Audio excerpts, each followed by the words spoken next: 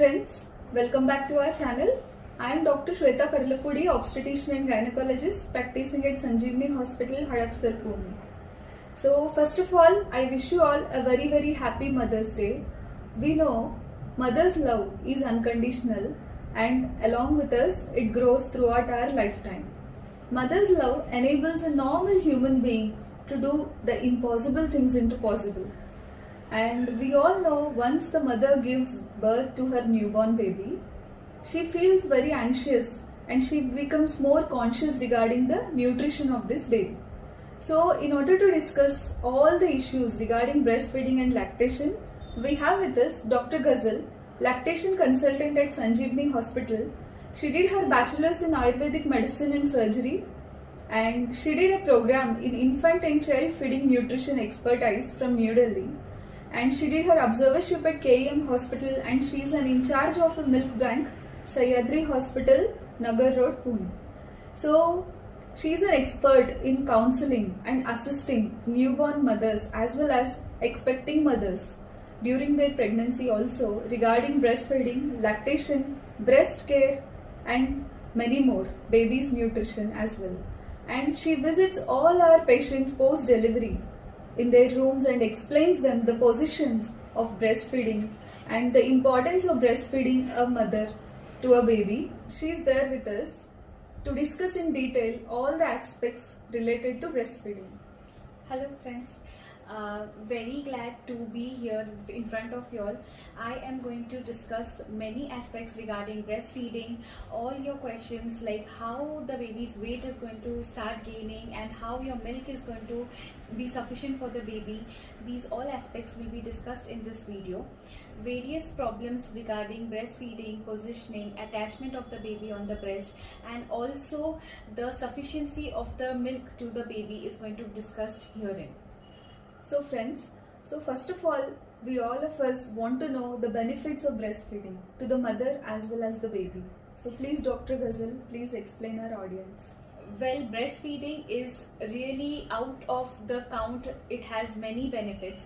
First of all, it is the mother's unconditional love that she is delivering to her baby. The first attachment, first bonding and security whichever the baby is needing is transferred through breast milk. Most important advantage is that the first immunization of the baby is through the breast milk of the mother. Mothers are very anxious after delivery, so giving breastfeeding is always going to help the mother to fight this anxiety level of after delivery. Also, the baby is come out of a very secure environment and the bonding which has to be there, which is going to last throughout the life, is going to happen through breastfeeding. में जब हम बात करते हैं तो सबसे important है कि मदर और चाइल्ड का जो बॉन्डिंग होता है, ब्रेस्टफीडिंग एक फर्स्ट स्टेप है जो मदर एंड चाइल्ड का बॉन्डिंग में बहुत ज़्यादा हेल्प करता है. सेकेंड है मदर का जो एंजाइटी लेवल है, ये ब्रेस्ट फीडिंग के थ्रू बहुत जल्दी कम होता है because breast feeding good hormones यानी कि स्ट्रेस रिलीविंग हार्मोन्स रिलीज करता है एंड मदर जल्द से जल्द हीलिंग की तरफ बढ़ सकती है. बेबी को सिक्योरिटी के लिए ब्रेस्ट फीडिंग बहुत ज़्यादा ज़रूरी है. प्रेगनेंसी में जो भी मदर को वेट गेन इश्यूज होते हैं, ब्रेस्ट फीडिंग के दौरान ये बहुत ही जल्दी मदर अपने प्री प्रेगनेंसी वेट पे आ सकती है. Also breast feeding breast cancers, ovarian cancers और यूटेराइन कैंसर को कंट्रोल करने में 90% से ज़्यादा इफेक्टिव रहता है. ये होते हैं मदर के benefits. Another thing is baby के लिए breastfeeding is the first immunization and baby को ये सबसे long lasting lifelong immunity का एकमात्र सोर्स है. बेबी का वेट गेन, एक steady development and healthy brain level, healthy IQ baby को ब्रेस्ट फीडिंग से मिलता है. अपार्ट फ्रॉम दिस ये देखा गया है कि ब्रेस्ट फीडिंग बेबी ज़्यादा ही स्मार्ट होते हैं, इमोशनली ज़्यादा स्ट्रॉन्ग होते हैं एंड उनको स्टमक इन्फेक्शंस, बाकी के जो अदर डिजीजेस है, ये इन चीज़ों का प्रमाण भी बहुत ही कम पाया जाता है. ये मदर एंड बेबी के बेनिफिट्स है. लेकिन ब्रेस्ट फीडिंग सोसाइटी के लिए भी बहुत ही बेनिफिशियल है क्योंकि जब एक बेबी ब्रेस्ट फीडिंग पे रहता है, ऑब्वियसली वो बेबी एक बहुत नेचुरली अच्छी तरीके से इवॉल्व होता है एंड ऐसे बेबी सोसाइटी के लिए सोसाइटी को डेवलप करने में बहुत ज़्यादा एफर्ट लेते हैं.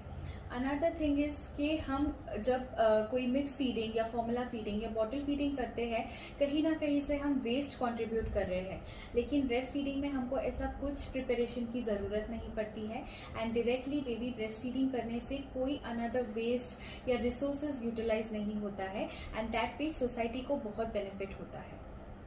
सो इमीडिएटली पोस्ट डिलीवरी जैसे जैसा मदर जन्म देते हैं बेबी को, ये ब्रेस्ट फीडिंग कब शुरू होना चाहिए? अभी मॉडर्न एरा में हमारे पास एक पर्टिकुलर मोड नहीं रहा है डिलीवरी का। There are lot many modes of delivery, normal delivery, assisted delivery, natural delivery, LACS, caesarean section जिसको हम कहते हैं। कभी कभी मदर की हेल्थ ठीक नहीं रहने के कारण प्री टर्म डिलीवरी हो जाती है, बेबी का वजन सही से अचीव नहीं हुआ है तो जल्दी LACS का डिसीजन लेना पड़ता है। ये बहुत सारे मोड ऑफ डिलीवरी है। जो भी सिचुएशन है, जितने जल्दी हम बेबी को ब्रेस्ट पे अटैच कर सके is the best thing. Obviously normal delivery, caesarean delivery, इन चीज़ों में जहाँ पे बेबी और मदर अच्छी तरीके से स्टेबल है, वहाँ पे इमीडिएटली बेबी को ब्रेस्ट पे लगा देना चाहिए। बेबी नेचुरली ब्रेस्ट फीडिंग करने के लिए ही बने होते हैं, सो ऑब्वियसली वो जैसे ही मदर के पास आते हैं ऑटोमेटिकली वो सकिंग रिफ्लेक्स एक्टिव होके बेबी सकिंग करना शुरू करते हैं। थोड़े चैलेंजेस हमको प्री टर्म डिलीवरी या वेट कम रहने के कारण बच्चे के फेस हो सकता है, लेकिन इसका कारण ये नहीं है कि उनको ब्रेस्ट फीडिंग डिले किया जाए। ऐसे सिचुएशन में मदर का मिल्क हम एक्सप्रेस करके बेबी को दे सकते हैं। So in any situation mother's milk is the immediate care that the baby should be getting. Yes, so friends, immediately delivery के बाद इधर वो नॉर्मल डिलीवरी हो या सी सेक्शन हो, ये जो ब्रेस्ट फीडिंग है इमीडिएटली शुरू होना चाहिए। And one more thing, most of the patients ask me, ये ब्रेस्ट फीडिंग एक फीड का ड्यूरेशन कितना रहना चाहिए पर feed? Breast feeding is actually completely on demand, but हम हमेशा ऑन डिमांड समझ नहीं पाते हैं, इसीलिए इसको एक टाइम लेवल में सेट करना ज़रूरी है। नॉर्मली हर बेबी जब बर्थ होता है 2 आवरली बेबी को फीड देना चाहिए। 2 आवर्स में बेबी कम से कम 15 to 20 मिनट्स मदर से अटैच होके breast feeding continuously sucking baby ने करना चाहिए। कभी कभी मदर पोजिशनिंग इश्यूज फेस कर रही होती है या बेबी ब्रेस्ट पे कोऑपरेटिव या कंफर्टेबल नहीं होता है। ऐसे टाइम पे बेबी को आप थोड़ा समय दें और पॉज लेते लेते मैक्सिमम 40-45 मिनट्स तक आप बेबी को ब्रेस्ट पे लगा के रखें, बट ध्यान रखें इफेक्टिवली एटलीस्ट 20 मिनट्स तक बेबी को ब्रेस्ट के साथ और पास रहना चाहिए और सकिंग कंटिन्यू कराना चाहिए एवरी 2 आवर्स पे। सो कभी कभार बच्चे बहुत रोते हैं, क्रैंकी होते हैं, ये ब्रेस्ट फीडिंग ही इसका रीज़न हो सकता है कि? बेसिकली जो न्यूबॉर्न्स हमारे होते हैं उनको बाकी की चीज़ें, पेन या एक्सेट्रा कुछ ज़्यादा पता नहीं होता है। All they know is hunger. So maximum जब हम देखते हैं that babies are cranky, it's usually due to hunger which we are not realizing, जो हमको जल्दी से समझ नहीं आता है। तो हमने बहुत बार देखा है कि बेबी को ब्रेस्ट पे लेते हैं एंड बेबी काम हो जाता है, लेकिन ब्रेस्ट से हटा देते हैं तो रोना शुरू करता है। इस सिचुएशन में बेबी को पहले आप अच्छे से फीड कीजिए फॉर 20-25 मिनट्स। उसके बाद आपका बेबी अगर शांत नहीं होता है, आप आपका मिल्क एक्सप्रेस करके उसको स्पून से फीड कर सकते हैं। इस तरीके से बेबी का हंगर भी मैचअप हो जाएगा एंड आपका मिल्क बेबी को मिलेगा। सेकेंड थिंग, अगर इसके बाद भी कोई क्रैंकीनेस है तो बेबी को स्किन टू स्किन कॉन्टैक्ट यानी कि मदर का स्पर्श देना बहुत ज़रूरी रहता है। एक एंजाइटी या इनसिक्योरिटी की वजह से भी बेबी बहुत क्राई कर सकते हैं, क्रैंकी रहते हैं, क्योंकि उनका सडन एनवायरनमेंट चेंज हो जाता है। तो ऐसी सिचुएशन में फर्स्ट इज हंगर का आप ध्यान रखिए। आप अच्छे से बेबी को फीड कीजिए ब्रेस्ट पे। अगर वो नहीं होता है तो खुद का मिल्क ही एक्सप्रेस करके फीड कीजिए। अगर उसके बाद भी आपका बेबी क्रैंकी है तो उसको जेंटल मसाज कीजिए, स्वेडल कीजिए, स्किन टू स्किन कॉन्टैक्ट कीजिए एंड ऑब्वियसली कम्युनिकेट करते रहिए बेबी को। दिस वे आप उसको ज़रूर कंट्रोल कर पाएंगे एंड धीरे धीरे वो क्रैंकीनेस भी कम हो जाएगा, बिकॉज इट इज़ बिहेवियरल और वो चेंजेस होते होते बेबी नॉर्मलाइज हो जाते हैं। So friends, the 2 most important things एक न्यूबॉर्न के बेबी के लिए ये होते हैं। The first foremost is mother's milk and the second is mother's touch and warmth. So ये दोनों हम अच्छी तरह से दे पाए बेबी को, उसका ग्रोथ अपने आप बहुत अच्छी तरीके से हो जाते हैं एंड आपको बेबी को मैनेज करना भी बहुत इजी हो जाते हैं। हम न्यूबॉर्न कपल्स में अक्सर सुनते हैं कि बेबी हमको सोने नहीं देते हैं, रात भर रोते रहते हैं। ये जो प्रॉब्लम्स है, ये 2 चीज़ें हम बेबी को प्रोवाइड करने की वजह से हम इसको सॉल्व कर सकते हैं।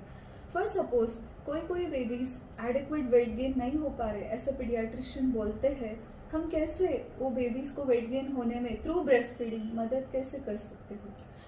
ब्रेस्ट फीडिंग, बेबी का वेट एडिक्वेट नहीं बढ़ना, ये एक ऐसा रहता है कि बेबी कभी कभी एडिक्वेट फीडिंग ही ब्रेस्ट पे नहीं ले रहा है बिकॉज वो उसकी कंट्रोल में है।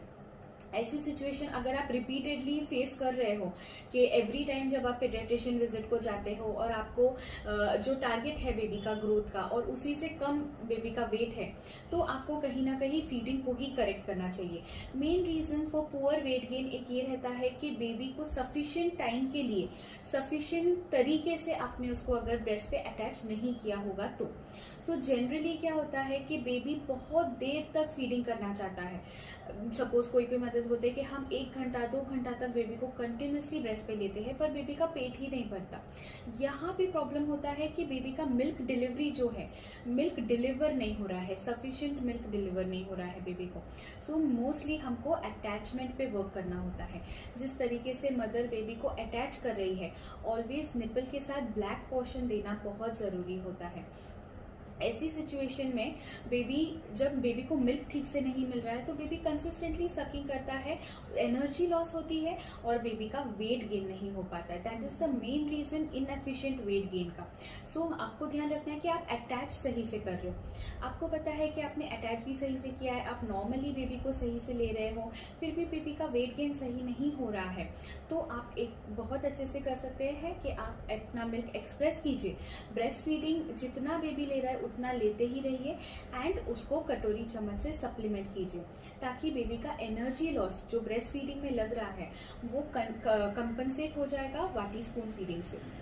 कुछ बेबीज होते हैं कि आर्बिटरी वेट गेन दिखाते हैं।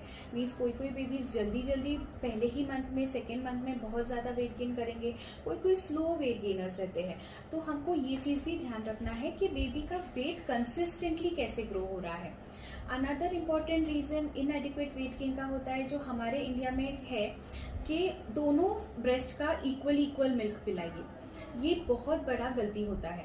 एक्चुअली बेबी को एक ही ब्रेस्ट का मिल्क पूरी तरीके से मिलना चाहिए क्योंकि ब्रेस्ट मिल्क का टाइप होता है। पहला मिल्क होता है फॉर मिल्क जो बहुत ज़्यादा पानी जैसा पतला होता है और ये सिर्फ प्यास बुझाता है बच्चे की। लेकिन सेकेंड मिल्क जो बाद में आता है 10 मिनट्स के बाद जो आता है वो हाइंड मिल्क, उसमें बेबी का फैट रहता है। ये बेबी का हंगर मिटाता है और वेट गेनिंग के लिए रिस्पॉन्सिबल है। हमको ध्यान रखना है कि हम बेबी को पूरा एडिक्वेटली एक ही छाती पिला रहे, इसीलिए 20 मिनट्स तक ब्रेस्ट फीडिंग डेफिनेटली कीजिए। 20 मिनट्स के पहले छाती को स्विच ना कीजिए।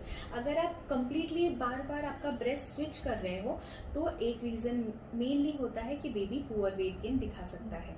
ओके, अनदर थिंग इज कि हमको अगर लगता है कि बेबी सारे एफर्ट्स करने के बाद भी नहीं वेट गेन कर रहा है तो एक क्राइटेरिया रहता है 500 to 700 ग्राम का एक रेंज है पर मंथ। बेबी का उतना अगर वेट गेन होता है तो your baby is not a poor weight gainer. You can continue with what ever आप जो भी रूटीन फॉलो कर रहे हैं वो आप कंटिन्यू कर सकते हैं।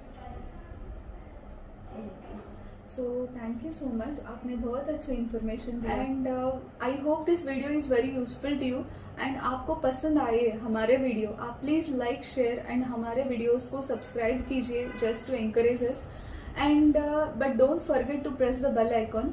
एंड जो भी क्वेरीज हो, सपोज कोई सजेशंस हो, आप प्लीज़ मेंशन कीजिए कमेंट बॉक्स में। We are very happy to answer you all and thank you so much.